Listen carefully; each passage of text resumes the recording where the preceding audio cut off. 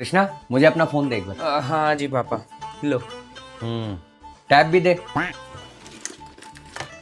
लो पापा। और तेरा लैपटॉप। हाँ पापा, लैपटॉप। लो पापा।